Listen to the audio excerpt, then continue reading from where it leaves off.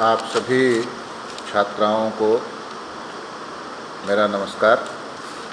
मैं डॉक्टर रजनी रमण झा, सह आचार्य संस्कृत विभाग, महारानी सुदर्शन राजकीय कन्या महाविद्यालय बीकानेर।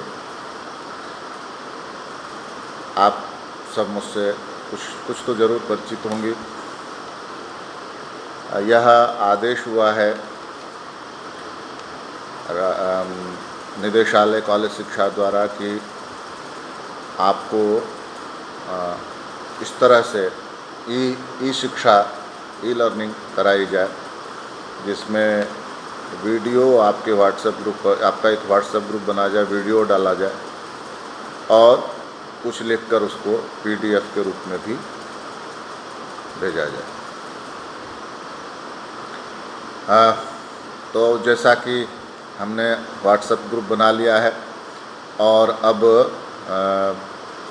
बीए पार्ट द्वितीय संस्कृत का हमने व्हाट्सएप ग्रुप बना लिया, आप सब उसमें हैं। और सिलेबस भी मैंने कल आप लोगों को उस पर भेज दिया है व्हाट्सएप ग्रुप पर। तो अब बात रहती है कि सिलेबस को थोड़ा समझना।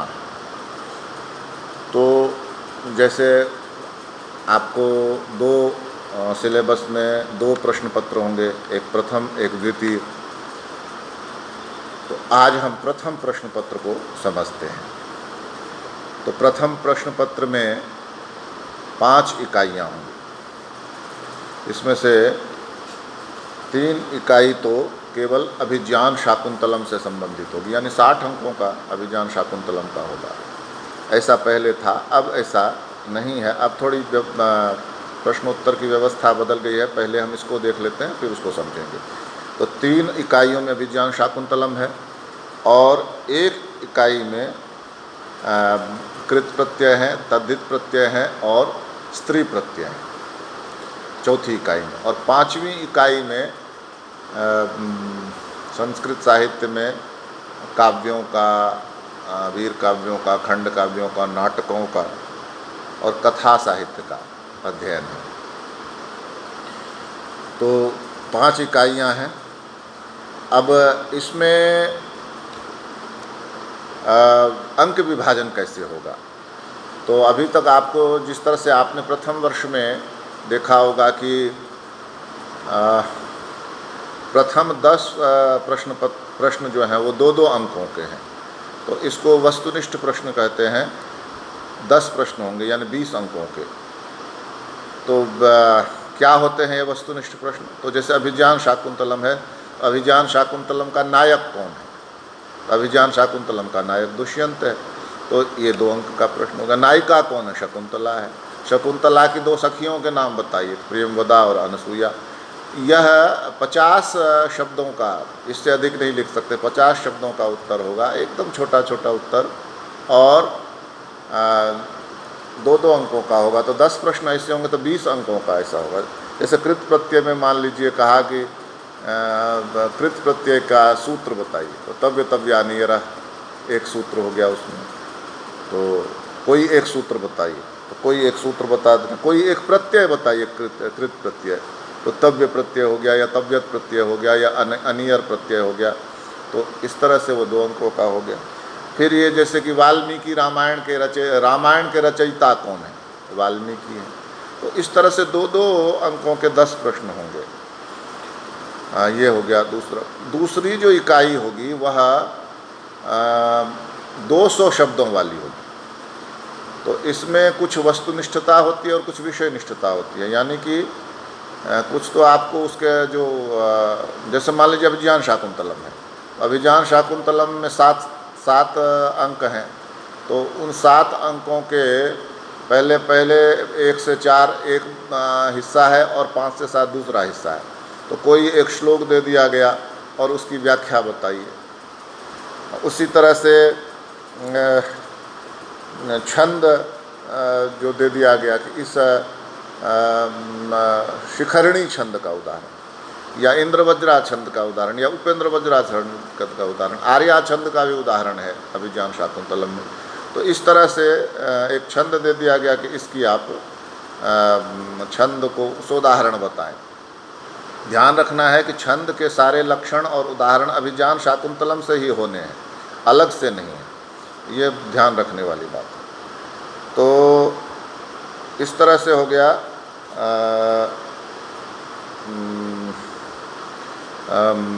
छंद और उदाहरण।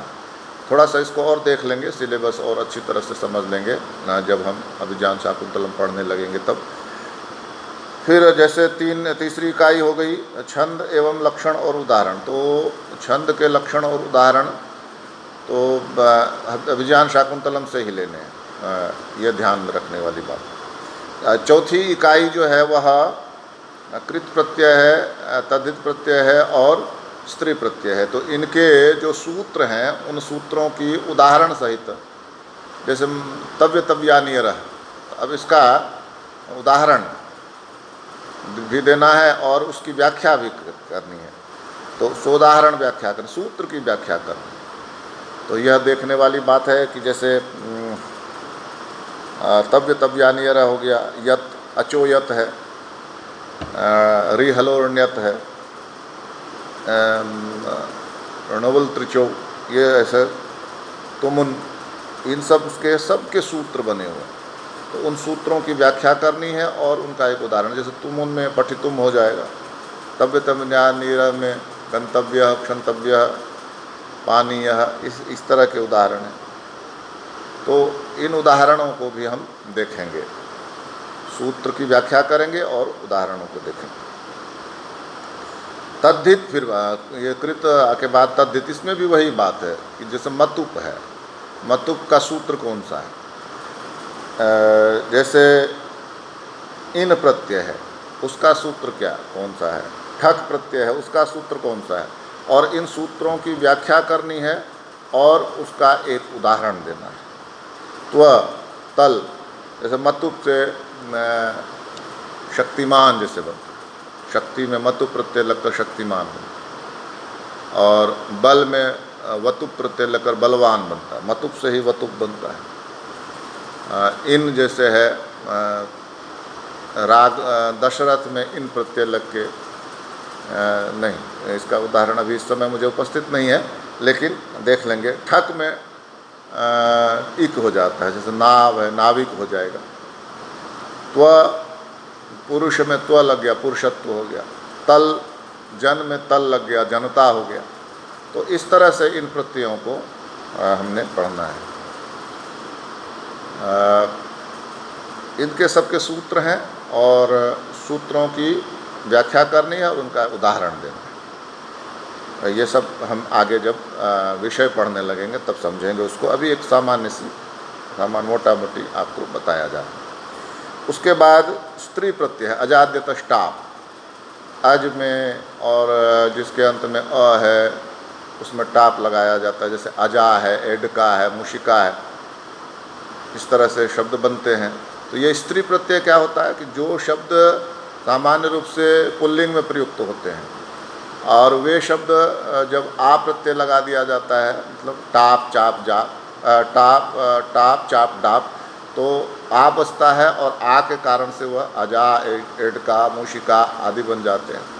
तो ये जो शब्द हैं ये फिर स्त्रीलिंग में प्रयोग में होने लगता है। अजा को आप पुल्लिंग में प्रयोग नहीं कर सकते, अजा का प्रयोग जब भी होगा स्त्रीलिंग में होगा। तो ये ध्यान रखने वाली बात है, इसको स्त्री प्रत्यय कहते हैं। तो स्त्री प्रत्यय भी पढ़ना है अपने को, सूत्र पढ़ने हैं और उसकी व्याख्या पढ़नी है, उदाहरण भी देना है उसका। इसके बाद जो पांचवी इकाई है वह है वीर काव्य, मतलब संस्कृत साहित्य में का इतिहास जो है उसमें काव्य का वर्णन। वीर काव्य क्या हुआ, जिसमें वीरता का वर्णन, वह वीर काव्य। जैसे रामायण और महाभारत को वीर काव्य माना जाता है। और फिर काव्य जैसे रघुवंश है, कुमार संभव है, भारवी का किरातार्जुनीयम है, शिशुपाल वध है माघ का, और श्रीहर्ष का नैषधीय चरितम है। तो इस तरह से काव्य का भी परिचय है। फिर कहते हैं कि उसके बाद तो गीति काव्य का परिचय। गीति काव्य क्या होता है, छोटे काव्य, जैसे रघुवंश, मेघदूत है, ऋतु संहार है, भर्तृहरि का जो श्रृंगार शतक है, नीति शतक है और वैराग्य शतक है। उसी तरह अमरू का अमरू शतकम है। तो गीति काव्य जो है छोटे काव्य होते हैं, उनके बारे में भी हम थोड़ी चर्चा करेंगे। तो इस गीति काव्य का भी परिचय प्राप्त करना। फिर कहते हैं नाट्य साहित्य का परिचय। तो नाट्य साहित्य क्या हुआ? नाटक। जैसे आप के कोर्स में ही अभिज्ञान शाकुंतलम लगा हुआ है, तो वह नाट्य साहित्य में आएगा, नाटक है। आपने प्रथम वर्ष में स्वप्न वासव दत्तम पढ़ा होगा, तो स्वप्न वासव दत्तम नाटक है, तो वह नाट्य साहित्य में आएगा। तो ऐसे करीब कोई 700-800 नाटक हैं संस्कृत के अलग अलग, जिसमें मुद्रा राक्षस है, मृच्छकटिकम है, वेणु संहार है। तो इस तरह से दरिद्र चारुदत्त है। भास के ही 13 नाटक हैं, एकांकी भी है उसमें, 1 अंक वाला। तो इस तरह से नाट्य साहित्य का भी हमें अध्ययन करना है। तो 5 इकाइयां हैं और इन 5 से हमको प्रश्न पूछे जाएंगे। तो मैंने जैसे प्रारंभ में चर्चा की थी कि वस्तुनिष्ठ प्रश्न जैसे बताया गया कि 2 अंकों का है, तो वह जैसे मान लीजिए कि नाट्य साहित्य के बारे में आया कि भास का कोई एक नाटक बताएं, तो स्वप्न वासव दत्तम हम जानते ही हैं। या आए कि प्रतिज्ञा योगंधरायणम किसका नाटक है, तो भास का नाटक है। इसी तरह से मुद्रा राक्षसम के कवि कौन है, तो विशाख दत्त है। तो इस तरह से चर्चा आएगी। इसके बाद ये जो 2-2 अंकों के 10 प्रश्न होंगे, तो 20 अंक हो गए।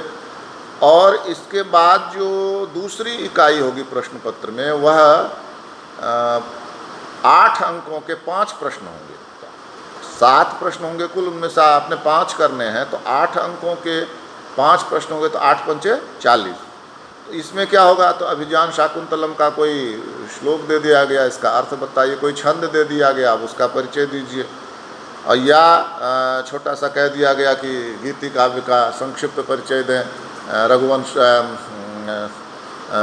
मेघदूतम का संक्षिप्त परिचय दें, या नीति शतकम का संक्षिप्त परिचय दें। तो इस तरह से ये 8 अंकों का होगा। इसको आपने 200 शब्दों में लिखना है। पहली इकाई जो है वस्तुनिष्ठ प्रश्नों वाली, उसको 50 शब्दों में लिखना है उसका उत्तर। ये जो दूसरी इकाई है, इनके उत्तर 200 शब्दों में लिखना है। और इसके बाद जो तीसरी इकाई होगी, जिसको विषयनिष्ठ प्रश्न कहते हैं। विषयनिष्ठ प्रश्न का अर्थ होता है जिसमें आपकी सोच, आपकी बुद्धि भी झलकनी चाहिए। तो विषय तो है ही वह, लेकिन उसमें आप किस तरह से उसको प्रस्तुत करते हैं, यह महत्वपूर्ण होता है। तो ये होंगे 4 प्रश्न होंगे, उनमें से 2 प्रश्नों का उत्तर करना है। तो 20-20 अंकों के, तो 20 दूना 40।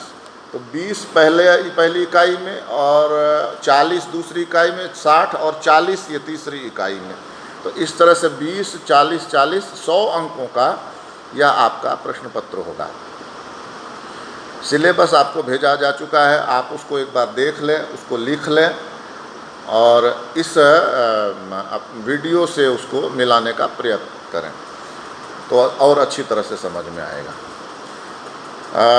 इसमें जो सिलेबस में ध्यातव्य ये है कि जो भी विषय है उसको उसकी पुस्तकें बाज़ार में उपलब्ध हैं। फ़िलहाल आप बाज़ार नहीं जा सकते ज़्यादा, तो कुछ सामग्री आपको नेट पर भी मिल सकती है और कुछ मैं आपको पढ़ाता रहूँगा। किताबें आपके पास यदि होंगी तो समझने में आसानी रहेगी, यदि नहीं भी होंगी किताबें तो भी प्रयास करिएगा। नेट से कुछ सामग्री आपको मिल सकती है, जो भी विषय, जैसे अभिज्ञान शाकुंतलम पे हो सकता है कि पर्याप्त सामग्री नेट पर उपलब्ध हो सकता है पूरा नाटक ही नेट पर उपलब्ध हो, तो वह भी आप देखने का प्रयास करिएगा। तो उससे क्या होगा कि जब हम